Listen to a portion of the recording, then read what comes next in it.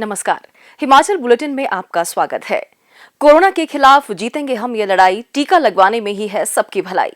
18 वर्ष से अधिक आयु के व्यक्ति टीकाकरण के लिए पंजीकरण करवाएं। पंजीकरण के लिए www.cowin.gov.in अथवा selfregistration.cowin.gov.in पर लॉगिन कर अपना मोबाइल नंबर दर्ज करें। मोबाइल पर प्राप्त OTP नंबर दर्ज करें और सत्यापित करें। फॉर्म के अनुसार विवरण भरें और स्वयं को पंजीकृत करें। टीकाकरण के उपरांत भी 3 बहुमूल्य नियम अवश्य अपनाएं। हमेशा मास्क पहनें, अपने हाथ साबुन और पानी से नियमित तौर पर अच्छी तरह धोएं, दूसरों से उचित दूरी बनाकर रखें।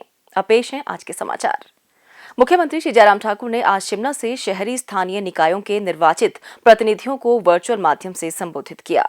इस अवसर पर श्री जयराम ठाकुर ने कहा, अभी का ये दौर फिर से जो आया है, ये ज्यादा गंभीर है, उससे ज्यादा खतरनाक भी है, इसमें दो राय नहीं है। लेकिन मुझे पूरा भरोसा है जब आप सब लोगों का सहयोग उसमें रहेगा, जब मजबूती के साथ हम इस कोविड के खिलाफ लड़ाई लड़ने के लिए खड़े होंगे, तो निश्चित रूप से इसमें भी हम जीत हासिल करेंगे।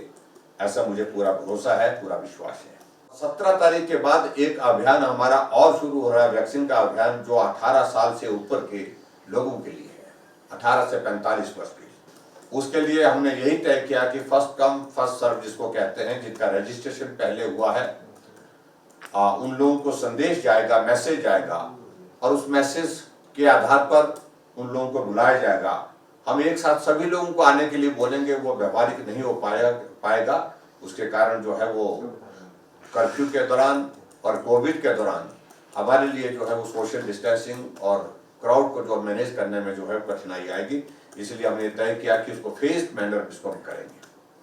इसमें आप सबकी बहुत महत्वपूर्ण भूमिका होगी और आप सब लोग भी उस बात को अपने अपने नगर परिषद, नगर पंचायत का एरिया जो भी है, हमारा नगर निगम का जो एरिया है, जहां जहां भी हमारे वैक्सीन सेंटर होंगे, उसमें सारी व्यवस्थाओं को संभालने के लिए उस दृष्टि से सोशल डिस्टेंसिंग रहे, कोविड प्रोटोकॉल का वहां पर ख्याल रहे, और उसमें जो लोग नौजवान हमारे वहां पर वैक्सीन करने के लिए आएंगे, उस वैक्सीन के प्रोटोकॉल को वो भी फॉलो करें। उसके लिए आप सब जो है वो जिम्मेवारी के साथ वहां पर खड़े होकर के उसमें आप सहयोग दें। उसके लिए विशेष तौर से आज की इस वीडियो कॉन्फ्रेंस के माध्यम से मैं आप सबसे अपील करना चाहूंगा कि इसमें आप सबकी सक्रिय सहभागिता हमको चाहिए। सैनिटेशन में जो हमारे वर्कर्स लगे हैं, काम कर रहे हैं, वो अच्छा काम कर रहे हैं, अपने जीवन को जोखिम में डाल करके काम कर रहे हैं, मुश्किल में काम कर रहे हैं। जितने भी हमारे सफाई कर्मचारी हिमाचल प्रदेश में, चाहे वो नगर निगम में है, चाहे वो नगर परिषद में है, चाहे नगर पंचायत में है, जो इस काम को कर रहे हैं, उनके लिए 3 महीने के लिए विशेष तौर से अप्रैल, मई और जून के 3 महीने के लिए हम 2-2 हज़ार रुपये इंसेंटिव के रूप में, उनको मदद के रूप में जो है देने की भी घोषणा करते हैं, ताकि उन लोगों को मदद हो सके। अपने अपने इलाके में, अपने अपने क्षेत्र में, अपने अपने एरिया में आप सुनिश्चित करें होम आइसोलेशन के लोगों को मदद कैसे पहुंच सके। हम सरकार की ओर से तय कर रहे हैं, बहुत जल्दी सोमवार के बाद एक किट हम भेजने की कोशिश कर रहे हैं, जिसमें दवाई भी हो, जिसमें काढ़ा भी होगा, जिसमें सैनिटाइजर भी होगा, जिसमें मास्क भी होंगे, जिसमें च्यवनप्राश भी होगा। ये किट बना करके जो मरीज हमारे संक्रमित हुए हैं, उन संक्रमित मरीजों तक उसको पहुंचाने के लिए भी हम तय कर रहे हैं, और उसमें चुने वो प्रतिनिधि के नाते आप सब लोग भी उसमें सहयोगी बने। मुख्यमंत्री ने कहा कि शहरी स्थानीय निकायों के निर्वाचित प्रतिनिधि न केवल अपने संबंधित क्षेत्रों के लोगों को समय समय पर प्रदेश सरकार द्वारा जारी किए गए दिशा निर्देशों तथा मानक संचालन प्रक्रियाओं का सख्ती से पालन करने के लिए प्रेरित करें, बल्कि यह भी सुनिश्चित करें कि कोविड-19 के मरीजों की मृत्यु होने पर प्रोटोकॉल के अनुसार मृतक व्यक्ति का अंतिम संस्कार सुनिश्चित किया जाए। उन्होंने कहा कि प्रदेश सरकार निकटतम स्वास्थ्य संस्थानों को पीपी किट प्रदान करने पर भी विचार कर रही है, ताकि वे लोगों को पीपी किट प्रदान कर सकें और प्रोटोकॉल के अनुसार अंतिम संस्कार किया जा सके। मुख्यमंत्री ने शहरी स्थानीय निकायों के प्रतिनिधियों से आग्रह किया कि इस संकट के समय में जरूरतमंद लोगों की सहायता के लिए आगे आएं। उन्होंने कहा कि प्रवासी मजदूरों को कोई परेशानी न आए, इसके लिए भी कदम उठाए जाने चाहिए तथा उन्हें प्रदेश में रहने के लिए प्रेरित किया जाना चाहिए। मुख्यमंत्री श्री जयराम ठाकुर ने आज शिमला से राज्य के फार्मा उद्योग के प्रमुखों के साथ वर्चुअल माध्यम से बैठक की अध्यक्षता की। इस अवसर पर श्री जयराम ठाकुर ने फार्मा उद्योग से सामूहिक रूप से महामारी से लड़ने के लिए अपना पूरा सहयोग प्रदान करने का आग्रह किया। उन्होंने कहा कि राज्य एशिया के फार्मा हब के रूप में उभरा है। पहली लहर के दौरान भारत ने संयुक्त राज्य अमेरिका को हाइड्रोक्सी क्लोरोक्विन की 50 मिलियन टैबलेट भेजी थी और हिमाचल प्रदेश ने मानवता की सुरक्षा के लिए इस वैश्विक प्रयास में HCQ का निर्माण किया। उन्होंने फार्मा कंपनियों को ऑक्सीजन कंसंट्रेटर, सिलेंडर आदि मेडिकल उपकरणों के लिए विनिर्माण इकाइयां स्थापित करने के लिए भी आमंत्रित किया। मुख्यमंत्री ने कहा कि महामारी की दूसरी लहर अधिक घातक है और ऑक्सीजन की आपूर्ति के लिए हिमाचल प्रदेश, पंजाब, हरियाणा, चंडीगढ़, दिल्ली जैसे पड़ोसी राज्यों के लिए जीवन रेखा बनकर उभरा है। उन्होंने कहा कि WHO द्वारा अनुमोदित कोविड किट और कई जीवन रक्षक दवाएं हिमाचल प्रदेश में निर्मित की जा रही हैं। उन्होंने फार्मा कंपनियों से अपने उत्पादन स्तर को बढ़ाने का आग्रह किया और उन्हें आश्वासन दिया कि राज्य सरकार सभी आवश्यक सहायता और सहयोग प्रदान करेगी। मुख्यमंत्री ने कहा कि राज्य सरकार प्रदेश को फार्मा क्षेत्र में अग्रणी निर्यातकों में से एक बनाने के लिए फार्मा उद्योग की भागीदारी चाहती है। मुख्यमंत्री ने कहा, खासतौर से जिस संकट के क्षण में बहुत जिसकी आवश्यकता है वो हमारा फार्मा सेक्टर है, फार्मा इंडस्ट्रीज है, और आप सबके सहयोग के बिना आज के इस संकट को पार करना ये कभी भी कल्पना भी नहीं की जा सकती है, ये संभव हो। तो उसमें आप लोग अपनी भूमिका जिस जिस रूप में निभा सकते हैं उसको आप निभा रहे हैं। मैं इस बात को लेकर के भी अनुभव कर रहा हूँ, महसूस कर रहा हूँ कि सरकार का भी बहुत बड़ा हमारा एनर्जी, हमारा वक्त सारा इसी संकट को पार करने में लगा हुआ है पिछले 1.5 सालों से। अभी की प्राथमिकता, हमारी शीर्ष प्राथमिकता है, हम इस कोविड की सिचुएशन को हैंडल करें और इसका समाधान की दृष्टि से जो भी कर सकते हैं वो करें और इस दौर को हम पार करें। हर तरह से मदद, जहां आप जिस रूप में मदद कर सकते हैं, कुछ लोगों ने कॉन्ट्रीब्यूट सीएम कोविड फंड में किया है, कुछ लोगों ने जो है CSR में जो मदद जिस रूप में दी जा सकती थी, चाहे वो मास्क देने की बात थी, चाहे वो और चीजें वेंटिलेटर देने की बात थी, चाहे वो ऑक्सीजन कंसंट्रेटर देने की बात थी, चाहे वो बेड देने की बात थी, कुछ जगह और चीजों को लेकर के सैनिटाइजर देने की बात थी। ऑक्सीजन के लिए जो ऑक्सीमीटर है वो उपलब्ध आज की तारीख में बहुत कठिन हो गया। एक वक्त वो 400 में मिल रहा था, आज वो 2000 से पार हो गया।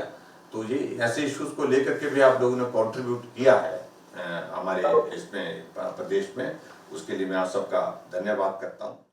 मुख्यमंत्री श्री जयराम ठाकुर ने आज शिमला से वर्चुअल माध्यम द्वारा राज्य की विभिन्न धार्मिक संस्थाओं के प्रतिनिधियों को संबोधित किया। इस अवसर पर मुख्यमंत्री ने कहा कि कोरोना महामारी के दौरान सभी धार्मिक नेताओं को उनके संबंधित समुदायों को मानवता की सेवा के लिए आगे आने के लिए प्रेरित करना चाहिए। मुख्यमंत्री ने कहा कि विभिन्न धार्मिक संस्थाएं मुख्यमंत्री कोविड-19 फंड में उदारता से अंशदान देने और उनके पास उपलब्ध अधोसंरचनाओं को कोविड अस्पतालों के रूप में उपयोग में लाने के लिए सरकार की मदद के लिए आगे आई हैं। उन्होंने धार्मिक संस्थाओं से होम आइसोलेशन में रह रहे लोगों की मदद के लिए आगे आने का भी आग्रह किया। श्री जयराम ठाकुर ने कहा कि धार्मिक संस्थाओं को लोगों को कोविड उपयुक्त व्यवहार का सख्ती से अनुपालन करने के लिए प्रेरित करना चाहिए। उन्होंने कहा कि धार्मिक संस्थाएं कोविड-19 रोगियों को सकारात्मक दृष्टिकोण अपनाने के लिए प्रेरित करने में महत्वपूर्ण भूमिका अदा कर सकती हैं। मुख्यमंत्री श्री जयराम ठाकुर ने ईद उल फितर के अवसर पर प्रदेशवासियों, विशेषकर मुस्लिम समुदाय को बधाई दी है। उन्होंने आशा व्यक्त की है कि यह त्योहार देश में शांति, एकता तथा भाईचारे को और सुदृढ़ करेगा। मुख्यमंत्री ने भगवान श्री परशुराम जयंती के अवसर पर भी प्रदेशवासियों को शुभकामनाएं दी हैं। उन्होंने कहा कि भगवान परशुराम के आदर्श सदियों तक लोगों को प्रेरित करते रहेंगे। प्रदेश में कोविड-19 मरीजों को सुविधाएं उपलब्ध करवाने तथा स्वास्थ्य अधोसंरचना को और अधिक सुदृढ़ करने के लिए मुख्यमंत्री श्री जयराम ठाकुर के कुशल नेतृत्व में प्रदेश सरकार द्वारा अथक प्रयास किए जा रहे हैं। प्रदेश सरकार द्वारा राज्य में कोविड मरीजों की सुविधा के लिए स्वास्थ्य संस्थानों में बिस्तर क्षमता बढ़ाने के प्रयास किए जा रहे हैं। जिला कांगड़ा के पालमपुर उपमंडल स्थित राधा स्वामी सत्संग ब्यास परिसर परौर में मेकशिफ्ट अस्पताल का निर्माण कार्य अंतिम चरण में है। इसका निर्माण कार्य 15 मई तक पूर्ण कर लिया जाएगा। यहां शुरुआत में 250 बिस्तरों की व्यवस्था की जाएगी। राज्य सरकार अस्पतालों में कोविड के मरीजों की संख्या के दृष्टिगत बिस्तर क्षमता बढ़ाने के लिए हर संभव प्रयास कर रही है। वर्तमान में प्रदेश के विभिन्न स्वास्थ्य संस्थानों में लगभग 3,700 बिस्तर क्षमता है। प्रदेश में 244 आईसीयू तथा 1,804 ऑक्सीजन युक्त बिस्तरों की भी सुविधा उपलब्ध है। शीघ्र ही मेकशिफ्ट अस्पतालों में 1,100 बिस्तरों की बढ़ोतरी की जाएगी। प्रदेश सरकार द्वारा कोविड-19 रोगियों को अस्पतालों में बेहतरीन सुविधाएं सुनिश्चित की जा रही हैं। अस्पतालों में मरीजों के उपचार के साथ-साथ उनके मनोबल को बनाए रखने के प्रयास किए जा रहे हैं। कुछ मरीजों ने सोशल मीडिया के माध्यम से अपने अनुभव साझा करते हुए कहा, बोला दे लोग बाहर पे टांडे वाले पूछा दे ही नहीं। ना बड़ी अच्छे लोग कहे हैं, गलतफहमी है वो। आपको लग रहा है ना अंदर कोई ऑक्सीजन की कमी नहीं? नहीं सब बढ़िया, बहुत बढ़िया। तो वो दवाई का, मेडिसिन का, इंजेक्शन का सब बराबर है। खाना वाना? हाँ बिल्कुल बढ़िया है मैम। पूछती है ना आपके बार बार? बिल्कुल बिल्कुल मैम। अच्छा फील कर रहे हो? ठीक है। होम विलोम भी करना, कोई प्रॉब्लम तो नहीं है ना? नहीं कोई प्रॉब्लम नहीं। चलो, इम्प्रूवमेंट लग रही है ना खुद में? जी हाँ जी।